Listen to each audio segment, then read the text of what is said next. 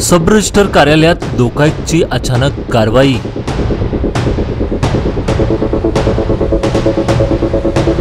बेळगावच्या सरकारी कार्यालयात सापडली रोकड। दस्तऐवज तपासणी दरम्यान लोकायुक्तची धाड। लोकायुक्तचे पथक सक्रिय, भ्रष्टाचाराच्या संशयावरून झडती।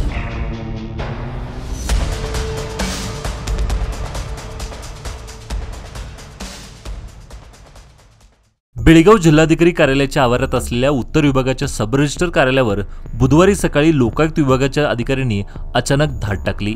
ही कारवाई लोकायुक्तचे वकील सुब्रीव जैन यांच्या नेतृत्वाखाली पार पडली।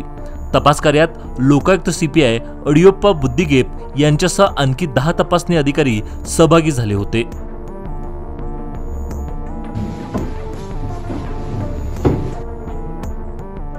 धाड टाकल्यानंतर कार्यालयाचे दरवाजे बंद करून दस्तऐवजाची सखोल तपासणी करण्यात आली। तपासादरम्यान रोकड सापडल्याने खळबळ उडाली आहे। कार्यालयातील कर्मचाऱ्यांसोबत काही नागरिकांनाही आतमध्ये ठेवून चौकशी सुरू आहे। दस्तऐवजाची छाननी, आर्थिक व्यवहाराची नोंद आणि अन्य दैनंदिन कामकाजाची बारकाईने तपासणी सुरू असल्याचं समजत आहे।